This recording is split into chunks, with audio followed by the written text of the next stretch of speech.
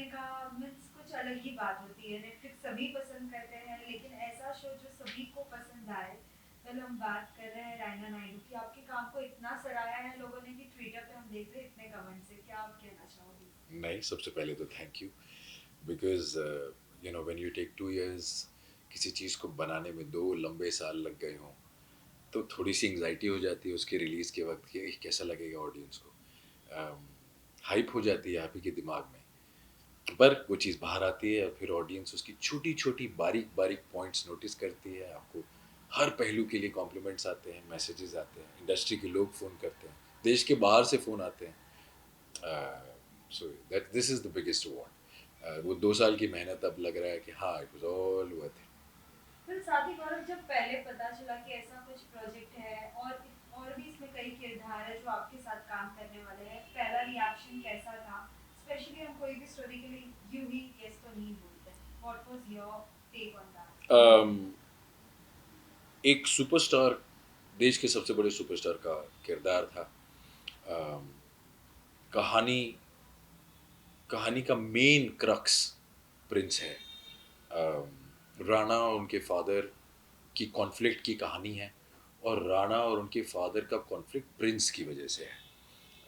तो मेरे हिसाब से वो एक ट्रायंगल था जिसके जिसका वो तीसरा हिस्सा हम थे। अ, और किरदार में ऐसे अनबिलीवेबल से शेड्स और मौके थे as an actor to explore them, and also कि वो किसी तरीके से एक बारीक परफॉर्मेंस के पॉइंट ऑफ व्यू से ऑडियंस के सामने रखे जाएं।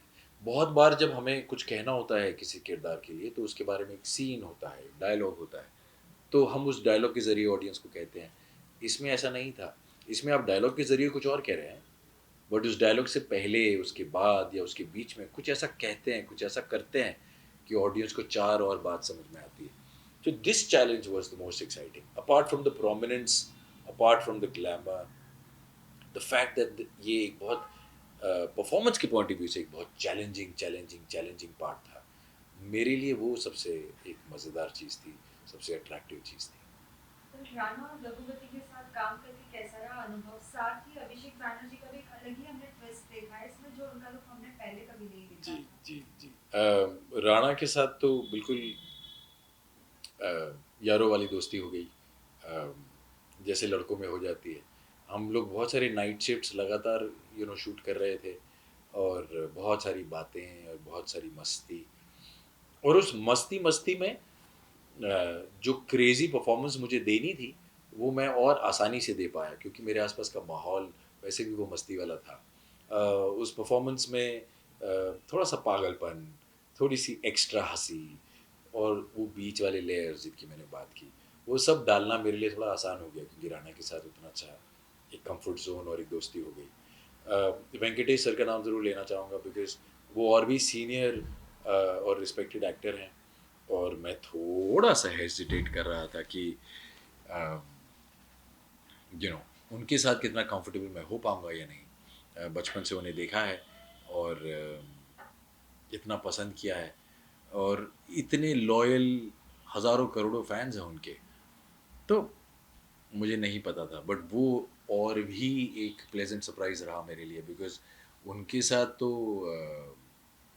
एक बिल्कुल अपने वाली एक रिश्ता बन गया। मैं एक लो फेज़ में था उस दौरान, और उन्होंने वो भांपा, मुझसे पूछा, मुझे गाइड किया जैसे कोई अपना बड़ा करता है। अ, मेरे साथ अपनी स्पिरिचुअल जर्नी शेयर की, और काम को भी बहुत इनकरेज किया जो भी मैं सेट पे कर रहा था। सो हर पहलू से एक इतना इनकरेजिंग वार्म माहौल रहा दैट आज अगर परफॉर्मेंस की तारीफ हो रही है तो उसमें कहीं ये भी बहुत बड़े फैक्टर्स हैं। गौरव, जैसे ही हम सीरीज देखना शुरू करते हैं बैक टू बैक, फर्स्ट जैसे ही एपिसोड देखा उसमें कुछ अलग, सेकंड में देखा कुछ अलग, मीन्स कहीं ना कहीं ऐसे दिलचस्पी आती है कि क्या है, किसने किया है, कैसे किया है। अगर आपसे पूछा जाए, अगर इस पूरे एपिसोड्स में जितने भी हैं उनमें से सबसे बेस्ट पार्ट आपके लिए क्या था, और बेस्ट अनुभव आपके लिए क्या था कि ये फर्स्ट टाइम आपने एक्सपीरियंस किया और ये आप बैक ये टू बैक करना चाहते हैं? ये मेरा सबसे ज़्यादा नशे में धुत रोल है। मैंने थिएटर परफॉर्मेंस की थी जिसमें मैं देवदास बना था। पर उसमें ये सुरूर नहीं था जो प्रिंस का है। अम, इस अय्याशी, इस नशे के पीछे क्या का वो अकेलापन, अम, वो वो मुखौटा जो उसको जिंदगी दुनिया के सामने रखना पड़ता है, अम, वो दिखावा जो वो हमेशा करता है, और फिर वो रियल इंसान जो वो सिर्फ उस बच्चे के साथ रहता है। ये जो दोनों हिस्से थे, I don't smoke, I don't drink, मैं ये सब बिल्कुल भी नहीं करता, तो मुझे कोई एक्सपीरियंस नहीं है पर्सनली कि अच्छा जब कोई आदमी ट्रिप कर रहा होता है तो उसे कैसा महसूस हो रहा होता है कि ऑन स्क्रीन मैं वैसे दिखा सकूं। ये सब ऑब्जर्वेशन से और मेरे आसपास जो लोगों का हाल होता है वो देखकर जो भी मैंने किया सो किया। बट उसके साथ साथ वो बच्चे के साथ वाले सीन्स का जो एक कॉन्ट्रास्ट था वो मेरे लिए बहुत अच्छा था, क्योंकि अ, मुझे वो करते वक्त एक बड़ी अजीब सी तसल्ली और सच्चाई और खूबसूरती फील हो रही थी कि एक इंसान है, वो बहुत अकेला है, लोनली है, अपने ही सुपरस्टारडम के पिंजरे में कैद है, दुनिया के सामने ये अय्याशी और खुशी का दिखावा करता है, असल में बहुत अकेला है। और उस इंसान के पास जब ये छोटा सा बच्चा होता है उसका, तो वो कैसा होता है, तो वो कितना सिंपल है, कितना खुश है, कितना प्योर है। ये मेरे मुझे जो फीलिंग हो रही थी करते वक्त, उसमें ये सबसे खूबसूरत हिस्सा था। मीन्स कहीं ना कहीं ये किरदार दो स्टोरीज को पोर्ट्रे कर रहा था, एक जहाँ जहाँ पे एक बॉन्ड होता है बच्चे के साथ, और एक जगह होता है दूसरा जो आपका एक अलग ही उसमें कहीं ना कहीं आप अपने आप को हाइड करने की कोशिश कर रहे हो लेकिन नहीं पता चल रहा, राइट? आज वेल एज हम ये भी पूछना चाहेंगे किस तरीके के आप कैरेक्टर्स आप पसंद करते हैं, क्योंकि कहीं ना कहीं हाल ही में हमने कुछ ऐसी भी बातें सुन रहे थे कि टॉलीवुड के जितने भी स्टोरीज होते हैं लोग ज़्यादातर वो पसंद करते हैं more than Bollywood. So what's your take on that, किस तरीके के किरदार आप पसंद करते हैं? देखिए, सबसे पहले तो ये कह दूं कि मुझे ये बॉलीवुड टॉलीवुड बिल्कुल पसंद नहीं। ये सब हमारे देश की फिल्में हैं, और मैं छाती ठोक कर ये बात कहना चाहता हूँ कि ये मेरे देश की फिल्म है। अब अगर कोई फ़िल्म ऑस्कर तक जाती है, वहाँ पर उसके एक्टर्स खड़े हैं, हमको इज़्ज़त मिल रही है, तो क्या हम वो प्राइड फ़ील नहीं कर रहे? क्या वो इज़्ज़त हमारे देश को नहीं मिल रही? सो ये डिमार्केशन मुझे थोड़ा-सा सिली और स्टूपिड लगता है हमारे देश में। इतनी सारी लैंग्वेजेज़, इतने सारे प्रदेश, एक ही रिलिजन में भगवान का नाम बदल जाता है। दाल और चावल का स्वाद बदल जाता है हर 200 किलोमीटर में। सो हम क्या बात कर रहे हैं? तो ये कंपैरिज़न कि हमारी यहाँ की फ़िल्म और वहाँ की फ़िल्म, ये स्टूपिड है, और ऐसा सोचना बिल्कुल डिस्करेज करना चाहिए हम सबको मिलकर। हमारा कॉम्पिटिशन सिर्फ़ बाहर वाली फ़िल्मों से होना चाहिए, वो यहाँ आती हैं और बिज़नेस करके जाती हैं, और हमारा कॉम्पिटिशन सिर्फ़ उनसे होना चाहिए। अ, ये तो उल्टा मज़े की बात है कि हमारे यहाँ आप हिंदी में भी बना सकते हैं, मराठी में भी बना सकते हैं, बंगाली में, पंजाबी में, असमीज़ में, गुजराती में, कन्नड़ा में, तेलुगु में, मलयालम में, राजस्थानी में, I am sure I am Bhojpuri में, I am sure you are missing out on languages. सोचिए आप कितनी अलग-अलग भाषाओं में फ़िल्में, कहानियाँ बना सकते हैं। ये तो अमेज़िंग बात है। इसको स्ट्रेस या कॉम्पिटिशन की तरह नहीं लेना चाहिए, इसे एक हमारी ही रेंज की तरह समझना चाहिए। अम, तो अम, ये तो वो बात हुई जो मैं पहले ही क्लियर कर देना चाहता हूँ कि मैं इस तरीके से सोचता नहीं। तो फिर एज़ एन एक्टर आपके लिए, आप अगर इस नज़रिए से देखें, तो दरवाज़े और खिड़कियाँ खुल जाते हैं। आप किसी भी लैंग्वेज में, किसी भी प्रदेश में काम करने के लिए ओपन हैं। अगर किसी के पास कोई ऐसी कहानी है, जिस कहानी में उनके पास कोई ऐसा किरदार है, जो उन्हें लगता है कि मुझे निभाना चाहिए, आई एम ऑल इयर्स। लेकिन गौरव क्या चाहते हैं, उनका कोई एक पसंदीदा किरदार जो अब तक नहीं निभाया हो? आई हैव बीन लकी, बहुत सारे किरदार, बहुत सारे रूप मुझे प्ले करने को मिले, एंड येट जब आप वो प्ले कर रहे होते हैं, तो कोई एक नया सुर, कोई एक नया एस्पेक्ट मिल जाता है करते-करते। जब आप उसके लेयर्स में अंदर स्विमिंग कर रहे होते हैं, तो आपको कोई एक नई डेप्थ मिल जाती है, एक नई गहराई मिल जाती है, जो आपने पहले अंदाज़ा नहीं लगाया होता। जैसा प्रिंस के साथ हुआ। शुरुआत में इतने लेयर्स नहीं, डिफाइंड नहीं थे, पर वो करते-करते वैसे हो गए। और मैं जल्दी से अपने दोनों डायरेक्टर्स का नाम ले लूँ, करण अंशुमन और सुपर्ण वर्मा, जिन्होंने एक तो खूबसूरती से लिखा, प्लस फिर मुझे वो सारी पागलपंती करने दी। So thank you.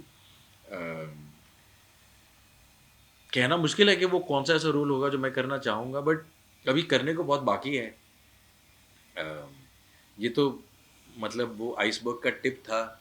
हमने एक बड़े प्लेटफ़ॉर्म पर पहली बार दिखाया है कि देखिए, हम ये सब कर सकते हैं, नाच गा भी सकते हैं, थोड़ा सा एक्शन भी कर लेते हैं, देखिए थोड़ी बहुत एक्टिंग भी कर लेते हैं और दिखने में भी ठीक ठाक हैं.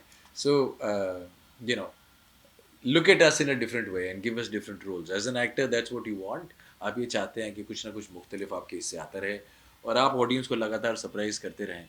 अगर कल किसी को मिमिक करना हो मुझे, तो उसे मुश्किल हो जाए कि गौरव की कौन सी परफॉर्मेंस से मैं चुनूं. वरना क्या हो जाता है कि आप एक ही तरीके के सुर में बात करते रहते हैं एज एन एक्टर और फिर अपने ही स्टाइल के पॉपेट बन जाते हैं. तो मैं बहुत कॉन्शियसली अवेयर हूँ इस बात का कि 10-15 साल हो गए हैं मुझे काम करते करते और अब अ, जो मैंने आज तक किया मुझे उससे कुछ अलग करना चाहिए, अलग साउंड करना चाहिए, अलग दिखना चाहिए.